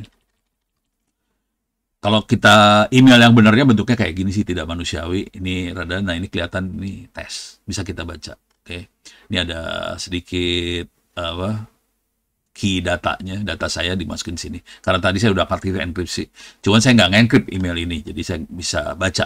Oke, hacker bisa baca ini sih sebenarnya kalau tidak di-encrypt. Jadi walaupun kita pakai mail server apapun, kalau tidak di-encrypt, dan encrypt itu aplikasinya di luar email server. Jangan khawatir, tidak di dalamnya email server, di luar email server. Oke, paling yang enak pakai Thunderbird. Oke, nah sekarang saya akan kasih lihat kalau saya encrypt, bentuknya kayak gimana. Nih, saya akan ini di enkripsi, kripsi. Oke, ini di enkripsi. Ini saya, ini ya. Ini kalau di encrypt, ini saya klik di sini, encryptnya udah di encrypt. Kita bisa ngecek di sini yang di encrypt aja apa aja, kita di encrypt, subjek di encrypt, dikasih tanda tangan digital. Saya kirim di sini. Oke. Nah, kita akan baca nih hasilnya. Nih, kelihatannya ada titik-titik-titik. Oke, kita nggak bisa baca. Cuman kita bisa lihat di sini nih. Kalau udah diklik di sini, karena saya punya key-nya, saya bisa baca ini di enkripsi filenya. Dan ini bisa kita cek langsung di sini, siapa yang tanda tangan, bisa kelihatan yang tanda tangan Ono. Terus bisa lihat lagi message-nya di encrypt, siapa yang encrypt-nya Ono lagi. Oke, bentuk message-nya seperti apa? Kita akan view source lagi. Sorry, harus bagus. Oke, saya gedein. Kalau di enkripsi, ada begin PGP message, bentuknya kayak gini message-nya. Walaupun kalimatnya cuma 2 kata di enkripsi, tapi file enkripsinya segini panjang sih. Nggak bisa dijebol. Ini nggak bisa dijebol. Itu ya. Jadi sebetulnya pakai mail apapun oke, tapi kita harus jalanin enkripsi ini. Kalau di Windows atau di Linux kita bisa pakai Thunderbird. Kalau nggak salah, kalau di Android pakai K9 atau apa gitu, ada lagi. Jadi ada yang ekivalennya Thunderbird di handphone Android. Kira-kira gitu. Ini karena waktunya singkat, saya kasih segitu aja ya. Ini bagian dari kuliah untuk di cybersecurity, ada di bagian akhir-akhir kuliah, saya biasanya ngasih tentang data security. Kira-kira kayak gitu. Oke. eh Apakah ini saya lagi nanya ya? Ini dari Pak Andri. HP Android yang di-bloat Google Service apakah masih punya potensi untuk ditutupi oleh Pegasus? Ya, masih. Nggak enak gue ngomongnya. Sebetulnya kalau tahu teman-teman Pegasus, kalau tahu yang namanya Pegasus, ya saya lagi dimonitoring sama orang-orang itu sih. Jadi ada gimana gitu ya, nyebelin. Jadi bisa. Tapi mereka tidak jadi teknik yang dipakai tidak di HP kita. Kadang-kadang di jaringannya juga. Jadi mereka bisa masuk ke jaringan operator, mereka bisa, jadi tidak harus di HP kita sih, Pegasus. Jadi kita udah pakai WhatsApp segala macam, parah. Saya sendiri chatnya tidak pakai WhatsApp karena WhatsApp disadap ya. Oke, saya tidak pakai WhatsApp, saya kasih lihat aja, saya pakai ini chatnya. Saya pakai Palapa. Cuman Palapanya desktop yang saya pakai. Buat Anda kalau mau komunikasi bisa masuk ke Play Store. play.google.com. Oh, ini Palapa lagi jalan. Saya kasih lihat Palapanya. Palapa bisa diinstal free di HP. playgoogle.com. Oke. Nanti cari Palapa. Kelihatan Palapanya bisa diinstal sih sebetulnya. Palapa ini bikinan teman-teman di security sih sebenarnya. Sebenarnya kita pakai Palapa buat komunikasi dengan teman-teman di Mabes TNI, dengan teman-teman di Kemhan. Jadi sebenarnya untuk teman-teman tertutup aja sih sebenarnya awalnya. Cuman karena banyak yang minta, ya udah kalau mau pakai silahkan gitu. Jadi masuk kata kuncinya Palapa aja di Play Store. Nanti bisa, nah ini makhluknya. Ini security yang buat free. Bisa dilabelin misalnya Diskom Info Jatim, tapi kalau ngelabel pakai duit. Kalau yang Palapa doang nggak pakai duit sih. Kalau mau dilabelin pakai duit. Contohnya teman-teman di TNI AL, mereka ngelabelin dikasih nama Matros. Itu Palapa juga sebetulnya. Tapi Matros punya server sendiri, semuanya sendiri, lepas dari Palapa gitu. Namanya Matros, tapi teknologinya sama sih sebetulnya. Oke. Saya akan coba kasih lihat Palapa. Oh, masih loading dia, belum saya aktifin. Jadi kalau saya kemudian kalau Palapa saya komunikasi dari HP, dari laptop ya, bukan dari HP. Tapi saya komunikasi ke teman-teman di HP ya, nyambung sih, nggak masalah. Gitu. Bedanya sama WhatsApp seperti apa? Yang paling kelihatan banget kira-kira gini.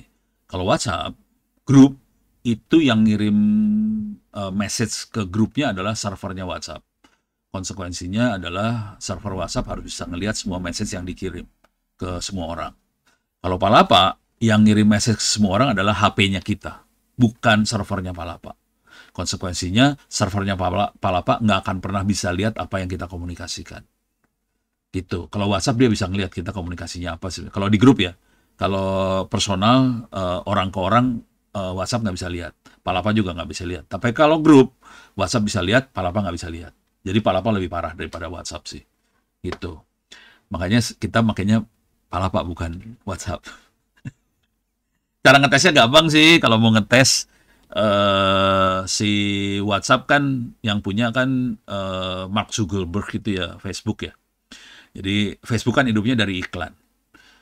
Supaya iklan itu bisa presisi, dia harus banyak melakukan mata-mata si usernya Facebook, termasuk dan data mata-matanya diambil dari Palapa sih. Jadi kejadiannya kira-kira gini, karena dia bisa memonitoring kita ngobrol apa segala macam, nanti diklasifikasi buat iklan. Misalnya kita ngobrol soal rumah, real estate atau apa, iklannya iklan rumah keluar di Facebook gitu, kira-kira kayak gitu.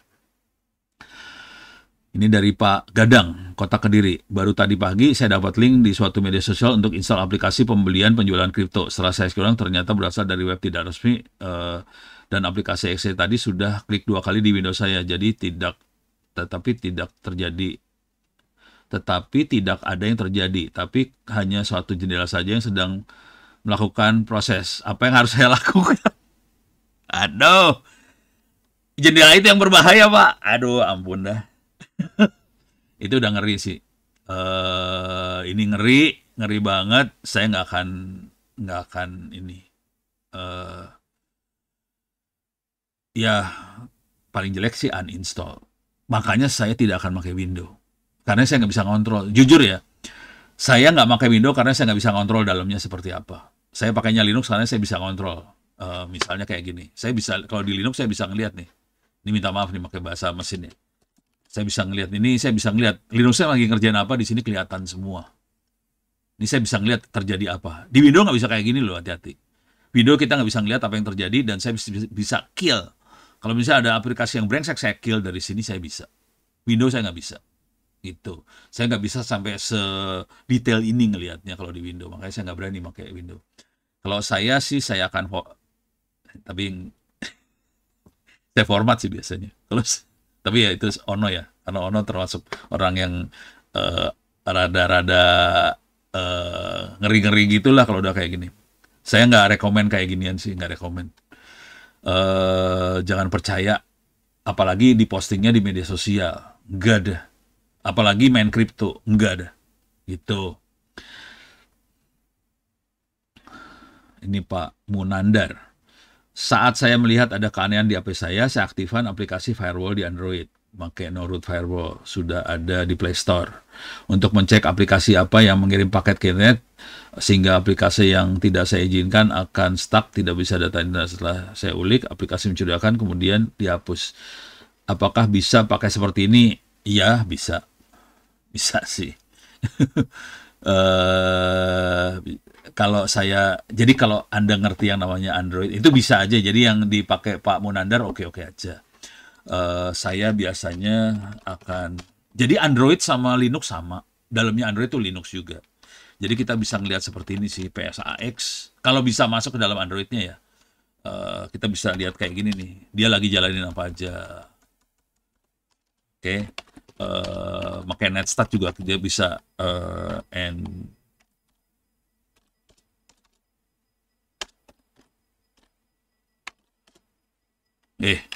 Netstat belum saya install di sini. Wah, udah. Saya belum install Netstat rupanya. Harus install dulu. Wah, jadi harus ngeliat-ngeliat sih. Pakai mainnya command line kayak gini, nanti kita bisa ngeliat apa yang terjadi. Saya biasanya membunuhnya lewat kayak ginian sih akhirnya. Untuk mendapatkan Linux di mana? Banyak, free. Paling Linux yang ada banyak Linux yang cukup manusiawi.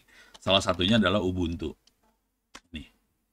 Ini Ubuntu ada cabangnya di Indonesia ya. Jadi ini masuk ke download Ubuntu. Ini ada cabang. Ada paling nggak 2 Linux yang punya cabang di Indonesia. Yang satu Ubuntu, yang satu Red Hat. Cuman yang Red Hat itu lebih ke arah server. Kalau Ubuntu ada servernya, ada desktopnya. Silahkan diambil dua-duanya. Kalau buat komputer biasa desktop free, oke. Bentuknya seperti komputer yang saya pakai sekarang ini Ubuntu, gitu, kira-kira gitu.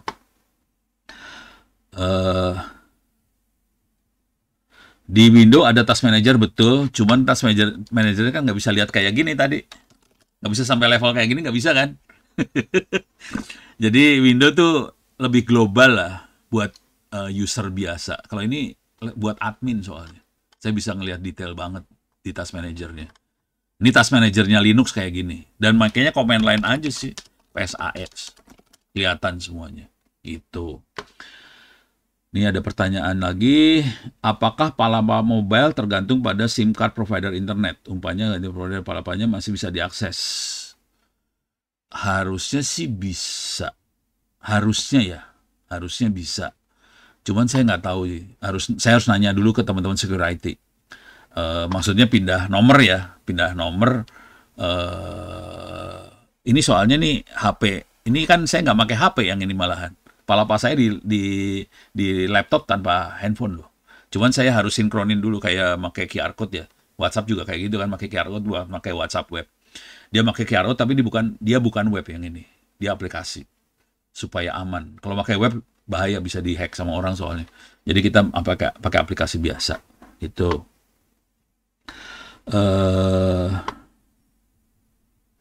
itu ya, harus saya tanya ini jujur saya belum belum tahu jawab benernya. Insting saya bilang harusnya bisa, cuman kemungkinan harus pakai QR code bentarnya. Gitu.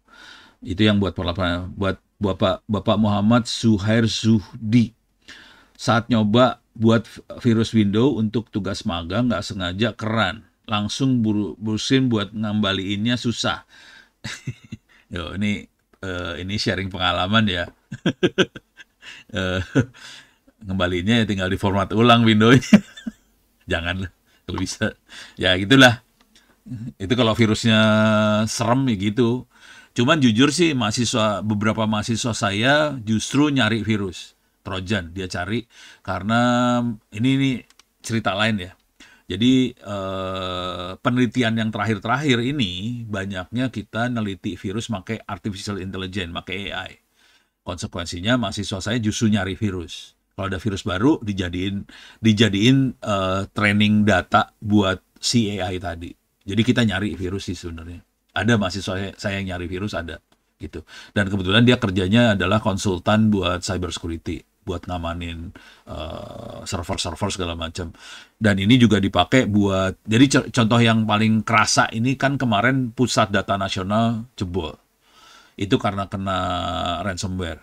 Nah, ransomware cara mitigasinya, cara mengatasinya adalah data di backup.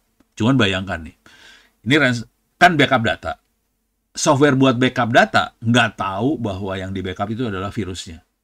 Konsekuensinya, kita perlu software tambahan yang bisa nyeken data yang di backup tadi. Jangan sampai ada virus yang ke backup. Jadi untuk seperti itu, softwarenya udah pakai AI. Kenapa harus pakai AI? Nggak bisa pakai antivirus biasa, karena ransomware itu dienkripsi. Enkripsi nggak bisa dibuka sama antivirus biasa. Jadi harus main AI semua gitu. Jadi ilmu yang paling baru, kita akhirnya pakai AI, machine learning buat cyber security, buat ngelihat virus dan sebagainya. Ini saya kasih icip-icip sedikit aja ya. Ini jadi tugas akhir S2, S3 sih sebenarnya, tapi beberapa mahasiswa saya yang S1 udah mulai main kayak gituan juga. Jadi teman-teman bisa masuk ke sini UNB Cyber Security. Atau saya taruh di sinilah biar ada gede tulisannya. Nih, saya gedein ya. Jadi kata kuncinya adalah UNB Cyber Security. UNB adalah University of New Brunswick. Lokasinya di timur Kanada. Kalau kita enter, oke, ini bisa masuk Canadian Institute for Cyber Security. Oke. Nah, di sini ada data training. Oh iya udah, makasih. Makasih ya. Oke. Ini ada data training untuk cyber security. Di sini ada, perhatiin di sini ada data set. Jadi kita betul-betul nyari dataset seperti ini. Kalau nggak salah ada ransomware, ini ada malware, ini ada dataset malware. Sorry. Nah ini ada malware, banyak ada Android malware dan sebagainya. Itu kita pakai buat bikin antivirus. Ini buat bikin AI ya. AI buat ngatasin malware itu kita pakai dataset ini. Dan kita perlu nyari lagi malware yang lain. Ini kan perhatiin tahunnya masih 2020, 2022. Sekarang udah 2025. Jadi malware-nya parah banget sih. Perkembangannya dahsyat banget. Jadi kita perlu nyari lagi gitu. Ini duitnya kenceng. Asli duitnya gede banget. Karena kita berperang banget di sini. Itu nyawanya ada di sini. Dan nggak ada satupun yang pengen sampai kejadian seperti pusat data nasional sementara kemarin PDNS. Gitu. Nggak ada yang mau. Dan itu kan duit yang hilang miliar itu di sebelah sana tuh. Sampai kayak gitu kan. Nah ini makanya duitnya kenceng. Dan perusahaan-perusahaan banyak yang kayak Dell dan sebagainya, sekarang kondisi perusahaan-perusahaan itu, kalau dia kasih solusi backup data, selalu bersamaan dengan backup datanya, pasti scan malware, scan ransomware, gitu. Beres ya? Ini ada pertanyaan dari Pak Iskandar. Bisa nggak sih Pak mengetahui pembuat RAID dan dari IP mana pengirimnya? Kalau dari IP mananya bisa sebetulnya, tapi logika berpikirnya kira gini. Si remote access Trojan akan melakukan komunikasi ke controllernya, ke servernya dia, ke Kali Linuxnya. Waktu dia komunikasi kita bisa lihat IP address-nya sih sebenarnya. Nah, dari IP address, cara ngelihatnya nggak bisa dari HP-nya langsung ya. Saya kalau mau ngelihat kayak gitu ya kepaksa saya harus masukin ke sandbox atau apa, terus saya harus monitoring pakai Wireshark. Dan kelihatan nanti IP-nya berapa. Nah, kita dapat IP-nya, kita harus komunikasi ke admin server sebelah sana. Misalnya dia masuknya ke Cloudflare atau dia masuknya ke cloud mana gitu. Kita harus komunikasi ke cloud sana. Tapi untuk bisa komunikasi seperti itu, kita biasanya harus levelnya admin. Diskominfo mungkin bisa, karena levelnya admin ya. Nah, dia bisa komunikasi ke server sebelah sana, minta tolong, ini IP ini siapa nih, buktinya dia ngirim data kayak gini gini gini, tolong cekin dong ini siapa makhluk di sebelah sana, karena ini brengsek banget gitu. Terus dari Pak Adi, bagaimana pendapat Bapak terkait keamanan perangkat Android yang sudah terroot? Ngeri. Jadi gini, ini minta maaf ini pakai bahasanya bahasa teknik banget ya. Root tuh yang ini nih, kalau mau tahu, saya kasih lihat lah root nih. Nih, saya gedein lah. Nih, kalau udah keluar pagar, itu kita jadi admin. Admin biasanya dibilangnya di root. Ini kan root. Root tuh admin bahasanya orang-orang Linux sih sebenarnya. Jadi orang Linux akan bilang root itu admin. Nah, kalau kita udah di admin, kita bisa apa aja. Kalau bukan admin, bentuknya kayak gini sih. Nih, bentuknya yang dolar. Dolar tuh biasa aja, belum di root. Kalau, ya, oke, jadi eh ini kalau ada anak kecil lewat jadi nggak konsen. Ini yang bukan admin, ya user biasa. Ini masih aman. Dia nggak bisa nginstall, dia nggak bisa ngerjain hal-hal yang brengsek-brengsek. Tapi kalau udah sampai sini, saya jadi super user, sudo su itu jadi super user, saya jadi admin. Jadi admin kita bisa terserah mau ngapain aja bisa. Ngedelete file, apa, suka-suka. Parah, admin. Hal yang sama terjadi di HP. HP Android itu dalamnya Linux, bukan Windows, jangan khawatir. Kalau udah di root, ya udah dia bisa segala macam. Kalau sampai ada hacker masuk dengan kondisi HP-nya udah di root, dia bisa suka-suka dia, mau ngapain aja bisa. Gitu. Mana tadi? Dah. Izin apa? Prosesor. Oh, ini ada Pak Munandar. Di Windows ada proses XP yang lebih detail Task Manager. Oke. Ini minta maaf, saya jarang pakai Windows, jadi pengetahuannya agak belet. Saya tahunya yang Task Manager yang global doang. Oh, ternyata ada proses XP ya. Oke. Kalau mau belajar bagaimana? Kalau mau belajar paling gampang sih masuk ke sini. Tadi open course mana? Ini free. Saya tulis saja ulang ya. Open course ITTS ACD ini free, bisa bikin account di sini. Terus kalau diklik my document ini nanti di sini ada cyber security, bisa belajar, ada computer network, ada cloud computing, ada kalau mau AI bisa big data, data analysis, database apa segala macam bisa. Di sini ada ethical hacking juga segala macam. Free, semuanya free. Oke. Bayarnya gimana? Bayarnya pakai doa habis sholat. Gitu. Menurut Pak Ono, apakah Windows Defender sudah cukup untuk mengatasi cyber attack? Apakah ada selain Windows Defender? Waduh, ini saya nggak tahu jawabnya sih jujur. Soalnya saya tidak pakai Windows. Nih, kalau saya, kalau saya nggak tahu Windows Defender cukup atau nggak. Kalau kayak gini paling gampang lah, saya ambil aja ya. Karena saya nggak tahu, saya copy paste aja urusannya, saya cari di chat GPT. Karena orang nggak tahu. Jadi caranya udah gini aja. Apakah Windows Defender sudah cukup untuk ngasih cyber attack? Gitu ya. Bisa dibilang cukup pelindungan dasar. Oke. Malware ancamannya sudah cukup untuk ngasih yang sangat tergantung jadi serangannya. Oke. Nah ini keterbatasannya. Tinjau kunjung keamanan jaringan, proteksi ini, gitu. Karena perlu tambahannya kalau udah kayak gini dikasih. Jadi kalau udah yang kompleks agak susah. Gitu. Beres ya. Menurut saya terkait data pribadi Indonesia yang akan ditransfer ke Amerika secara keamanan cyber tidak rekomen. Kalau mau baca di sini dah saya masukin. Jadi logika berpikirnya gini ya. Emangnya lu pikir Amerika jago apa gitu? Nih ada, saya bikin tulisan dah akhirnya kemarin saya bikin. Jadi saya cara nyerangnya saya nggak ngasih tahu tidak cocok apa-apa. Soalnya saya nyerang menteri sama presiden kan nggak lucu ya. Jadi saya bilang aja bahwa di sini ada mana ya?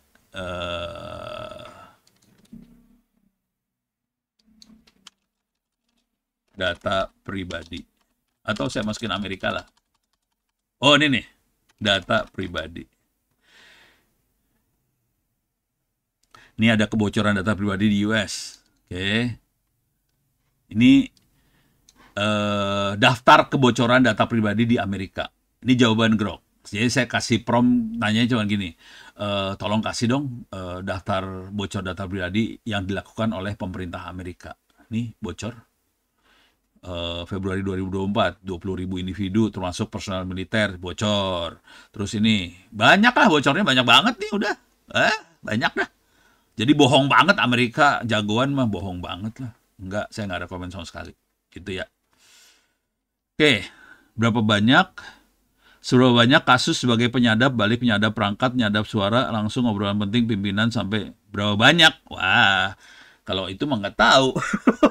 Kalau itu udah statistik soalnya. Kalau nggak saya kasih yang rada horor dikit ya. Bentar, saya harus login pakai Google Authenticator soalnya. Bentar. Biar seru, biar ceritanya lebih seru nih ya. Oke, saya akan masuk ke Google Authenticator di HP.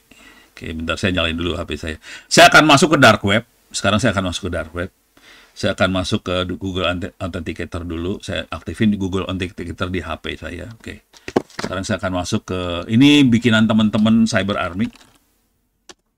Yang bikin ini, Cyber Army. Lokasinya ada di Bandung. Oke, mereka ada di Bandung. Mereka bikin... Ini anaknya jago-jago. Mereka bikin Dark Radar. Radar.io. Kurang R. Dark Radar. Pakai R.io. Oke. Salah ngetik kan? Dark Radar.io. Oke, sip. Oke. Saya akan masuk ke darkradar.io. Oke, teman saya harus masuk ke Google Authenticator. Login. Oke, masuk. Oke. Jadi dia tiap kali login pakai 2 autentikasi sekaligus. Ini saya masuk ke dalam dark web ya. Jadi dark radar, kalau dark web yang normal pakai Tor browser horor cara masuknya. Bisa sih kalau pakai Kali Linux, cuman ngeri banget. Parah. Ini udah dapat summary-nya udah kayak ini. Saya akan masuk ke dark web. Oke. Ini tadi pertanyaannya adalah obrolan khusus pimpinan segala macam. Ini kita nggak bisa lihat kalau yang itu obrolan segala macam karena itu harus masuk ke dalam operator nih. Saya kasih Stealer Lock aja lah contoh. Username password yang jebol ya, pakai Stealer Lock. Domainnya apa? Misalnya Jawa Timur. Oke. Saya pakai domain Jawa Timur. Oke, mudah-mudahan bisa. Oke. I'm authorized. Yes. Oke. Dia nyari yang ada kata-kata Jawa Timur di domainnya yang username-nya jebol. Oke. Dia lagi loading, lagi nyari. Ini adalah Jawa Timur pendaftaran ray.com jebol username passwordnya. intenjawatimur.com jebol, iropinjawatimur.com jebol, IAI Jawa Timur ORID jebol. Kebetulan GoID-nya nggak ada, masih selamat. Jadi GoID masih selamat. Ini ada Kemenak Jawa Timur Sekolah MU jebol. Ini kelihatan jebol passwordnya. Ini kebetulan passwordnya dikasih bintang-bintang-bintang. Cuman kalau teman-teman di Cyber Army dia bisa lihat passwordnya, jadi dia bisa masuk sih sebetulnya gitu. Ini contoh yang jebol. Ada nggak pemerintah yang jebol? Saya kasih lihat aja nih pemerintah yang jebol ya. biar stres kalian lah. Kagok. Saya masukin pemerintah Indonesia, search ya. Ada yang jebol kagak? Sorry. Oke, I'm authorized. Yes. Oke. Nih, Kemhan, 18 Agustus. Terus 41 GB secret document several parts of Indonesian government. Jebol. Ini government yang mana nggak tahu. Tapi ini jangan langsung percaya ya. Karena ini dark web. Dark web isinya tukang nipu juga. Jadi jangan percaya. Ini ada Dukcapil.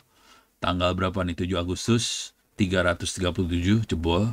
Terus ini ada National BKN. Ini 7 Agustus jebol lagi. Ini udah sering banget jebol nih. Terus ada Kemenkop MK. Government banyak. Pemerintah jebol nih. Hampir tiap hari lah.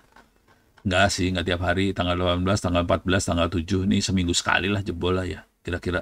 Gitu, bapak-bapak. Ini tutup lagi dah. Oke. Beres ya? Ini masih ada 4 lagi pertanyaan. Bagaimana untuk keamanan sebuah corporate menggunakan antivirus AVG? Apakah bagus untuk implementasi perusahaan kalau memakai antivirus AVG? Waduh. Ini kalau mau jujur, rekomendasi saya pertama adalah jangan pernah pakai Windows. Karena itu yang bikin kacau sih sebetulnya. Kalau saya akan pakai Android atau pakai Linux. Kalau pakai Windows, diisolasi itu Windows-Windowsnya. Karena bikin kacau itu ntar. Oke. Susah banget buat nyelamatin Windows. Asli. Gitu. Udah pusing. Jadi kita-kita yang orang-orang cybersecurity cenderung tidak pakai Windows sih. Minta maaf kalau ono rada-rada saklek di bagian yang ini ya. Karena yang Windows yang bikin puyeng kepala yang lain akhirnya. Kalau emang butuhnya buat browser segala macam, ya udah pakai Android yang buat browser aja deh. Gitu. Windows-nya dibuang aja udah. Gitu. Jadi mau pakai antivirus apa aja juga nggak mempan sih, asli nggak mempan. Cara kerjanya kenapa bisa sampai Linux bisa nggak kayak Windows jebolnya, karena di Linux itu permissionnya lebih rumit daripada Windows. Akibatnya virus susah jalan di Linux. Kira-kira itu sih. Makanya sebenarnya saran saya pertama, nggak pakai antivirus, nggak pakai Windows sekalian. Kalau nggak puyeng kepala lu urusannya. Sumpah. Gitu ya. Ini Bu Clara, izin tanya, teman saya cerita WA kena sadap saat orang karena temennya dapetin link dari pihak shop bintang-bintang, beri aksesnya ada WA. Ini termasuk kasus hacking apa? Itu termasuk kasus yang red tadi, remote access trojan. Gitu. Sarannya buat solusinya adalah factory reset. Kalau nggak mau mikir ya, jadi data di backup dulu. Foto-foto, terutama kalau ibu-ibu, foto di backup, factory reset. Deh. Mas Irwan, mengingat banyaknya kerentanan di OS Windows, mungkin perlu dipikirkan memasukkan Linux, betul. Saat ini GUI Linux sudah cukup mumpuni, nggak kalah sama Windows, betul. Bagaimana menurut pendapat Ono, kenapa Linux sulit diadopsi penggunanya di Indonesia? Karena guru-guru ngajarinya Windows. Guru-guru kagak sadar bahwa dia jadi salesnya Windows. Itu yang jadi masalah besar. Terus gurunya nggak mau belajar Windows juga, Linux kan, jadi kacau. Kira-kira itu sih. Saya udah bilang berkali-kali. Ini masalah besarnya karena lu guru-guru pada ngajarin Windows. Jadi kita susah, siswanya dipaksa suruh pakai Windows. Karena gurunya nggak bisa bantuin siswanya kalau pakai Linux gitu. Ini kejadian sama anak saya langsung juga nih. Sampai anak-anak saya marah-marahin, tetapnya kagak mempan. Suruh gurunya pakai Windows, Pak. Alah, ilah, ilallah. Pak, Dark Radar ini apakah bisa kami gunakan juga untuk threat hunting intelijen? Ngomong sama ini pakai duit soalnya Dark Radar, karena ini tapi harusnya nggak mahal-mahal banget sih. Silahkan ngobrol sama teman-teman Cyber Army sama Pringgo, Girindro Pringgo Dikdo namanya. Ya pokoknya masuk aja cyberarmy.id, komunikasi kalau mau pakai Dark Radar kayak gimana gitu. Dark Radar sign up-nya nggak sederhana karena dia pakai two factor authentication, agak rumit sign up-nya. Ngobrol aja sama anak-anak inilah Cyber Army ya gitu. Ini gue jadi salesnya Dark Radar juga lama-lama ya. mungkin sedikit praktikal. Misalnya ada hacker yang sudah mentargetkan satu kantor instansi di pusat data center. Hacker tersebut melakukan profiling OSINT, jam berapa, jam seragamnya, pakai seragam apa, kulturnya bagaimana, ruangannya kayak gimana. Hacker tersebut menguasain social engineering communication targetnya pada user. Hacker tersebut take action, location, melakukan pen test. Gimana Pak untuk mencegah bagaimana penilaiannya bila sudah dilakukan perentasan? Gini, nah ini harus ngerti cara berpikir cyber security ya. Jadi siklusnya ada plan, do, check, act. Selalu gitu sih kalau di cyber security. Ada plan, do, check, act, plan, do, check, act gitu ya. Jadi si manajemen infrastruktur dia biasanya melakukan perencanaan, penguatannya apa aja yang harus dilakukan, settingannya apa aja. Ini tidak hanya di software, ini juga termasuk di bangunan, termasuk di prosedur, di segala macam dilakukan plan do check. Jadi ini kalau udah main cyber security bukan hanya settingan firewall, nggak itu aja, kita masuk semuanya. Nah, kalau ada kejadian itu kalau do implementasi ya, kalau ada kejadian kita harus monitoring bocornya kayak gimana, harus dilakukan forensik sih sebetulnya. Jadi dari forensik itu terus kita lakukan perbaikan, act, gitu ya. Jadi forensik udah gitu act, terus plan lagi, do lagi. Jadi siklusnya kayak gitu selalu. Plan, do, check, act. Ini bagian dari ISO 27001 sih. Cuman kalau udah kita mulai pakai AI di cyber security, ini udah jam 11 sih. Bentar lagi udah sholat. Kira-kira itu yang mudah-mudahan bisa ngejawab urusan Mas Janu Aji Priyobodo. Oke. Paling itu ada di sini sih sebetulnya. Oh, masuk ke draft ini lagi. Masuk ke ini saya di sini ada sih sebetulnya. Ya tadi ada cyber security ada sih. Kalau mau ngelihat di Ada bucket. Iya. Ini lagi sibuk, bentar. Bilangin lagi sibuk.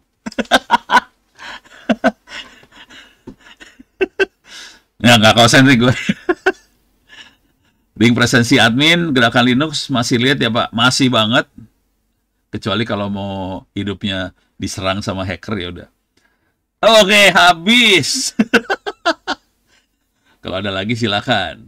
Oke, ini saya kasih highlight sedikit aja. Ini bukan soal AI, bukan cyber security. Cuman di sini ada dunia yang lebih baru. Ini ada AI dalam cyber security. Oke. Ini adalah teknologi yang akan datang, yang mulai masuk banyak. Oke. Di sini bukunya sekitar 100 berapa halaman nih, kalau nggak salah 130-an, 145 halaman. Silahkan dibaca-baca. Ini ada di link yang saya kasih link ulang ya, s.id/free/owp ebooks. Silahkan dibaca, di situ ada AI dalam cyber security. Cerita gedenya kira-kira gini. AI bisa dipakai, di sini ada fondasinya seperti apa, nggak penting lah ya. Terus ini data jadi bahan bakar, kita semua tahu. Nah, di sini akan diceritain bagaimana untuk dari sisi si blue teamnya kayak gimana. Terus di sini juga ada red teamnya juga ada di sini. Nih, red team. Gimana cara nyerangnya. Dua-duanya pakai AI, hati-hati. Jadi hari ini proses attack sama defense dua-duanya AI, jangan khawatir. Saya kasih cerita dikit aja ya. Jadi kebetulan teman-teman DPR, Dewan Perwakilan Rakyat Republik Indonesia, minta tolong sama kita nih kemarin ke kampus ya. Dia minta tolong ke kampus, tolong dong evaluasiin kondisi cyber security kita gimana DPR RI. Kita tes dulu pakai yang normal, manual, pakai Kali Linux biasa, kita pentest segala macam, nggak jebol. Dan mereka juga prosedurnya gila juga tuh DPR, soalnya mereka nggak mau sampai ada deface gitu kan, jadi bisa berhari-hari mungkin berbulan-bulan itu diomongin di media sosial, dia nggak mau seperti itu. Jadi pertahanan DPR RI gila sih sebenarnya, karena mereka nggak mau namanya tercemar. Udah gitu, kita tes pakai AI, nyerangnya AI nih, kelihatan langsung bolongnya. Jadi bisa saya ketemu bolongnya pakai AI. Kalau pakai manual nggak dapat. Gitu. Jadi pertama kali yang kita lakukan adalah red team pakai AI. Ini diterangin di sini tekniknya banyak. Kemudian buat pertahanannya blue teamnya juga dibantu AI sih supaya lebih enak. Anissa sebelumnya. Nah, tolong petunjuknya. Petunjuknya ada di sini, dari buku ini, silakan baca ya karena waktunya udah sempit banget nih, parah banget ya. Silakan dibaca, ini ada Blue Team, silakan di sini ada untuk IDS, IPS, ada juga untuk analisa perilaku pengguna, perilaku entitas perilaku pengguna, pola mainnya kayak gimana. Terus di sini juga ada deteksi intrusi sama malware berbasis AI diterangin. Ini kalau dibaca, ini banyak ada contoh-contoh skrip kecil-kecil pendek. Di halaman terakhir saya turunin ke bawah aja ya. Jadi di sini saya kasih skrip sih. Bisa nggak saya ke bawahin cepet? Oh, di sini kayaknya ada bisa. Oke, saya cepetin aja ke bawahin ya. Oke. Nah, ini di lampirannya saya banyak kasih contoh-contoh sih buat nyoba-nyoba. Semuanya pakai Python ya, minta maaf. Nih ada kasih contoh-contohnya skripnya, deteksi phishing, anomali jaringan. Ini tapi yang sederhana aja ya buat belajar iseng-iseng doang sih. Gitu. Saya mau tanya tentang blockchain di cybersecurity, katanya keamanannya bagus. Apakah betul? Blockchain bagus. Jawab singkatnya gitu. Blockchain bagus, cuman harus ngerti bahwa blockchain itu adalah kayak database, dia bukan firewall, bukan intrusion detection system, bukan. Blockchain itu kayak database. Cuman karena dia dienkripsi, dia kalau database normal kan bisa create, read, update, delete. CRUD ya, create, read, update, delete. CRUD. Oke, itu database yang normal. Kalau blockchain, itu database-nya cuma bisa create, read. Nggak bisa update, nggak bisa delete. Karena dia dikunci. Jadi dia kuat banget. Nggak bisa dirubah apa-apa. Jadi sebenarnya cara ngelihat blockchain itu sebagai database, cuman dia cuma bisa create sama read aja. Artinya bisa dibaca, bisa di-create. Artinya nggak ada yang bisa di-delete, nggak ada yang bisa dirubah di situ. Itu yang kerennya di situ sih. Konsekuensi dari situ adalah manajemen pertahanannya jadi lebih sederhana daripada manajemen yang kita pakai hari ini buat mempertahankan database. Karena dia bisa update delete, ada autentikasi apa segala macam, ribet banget ya urusannya buat pertahanan database gitu. Jadi ya, blockchain lebih bagus. Cuman untuk bisa ngerti sebaiknya Anda bermain-main sebagai miner juga. Saya miner juga soalnya. Oke, waktu sudah jam 11. Ada lagi pertanyaan?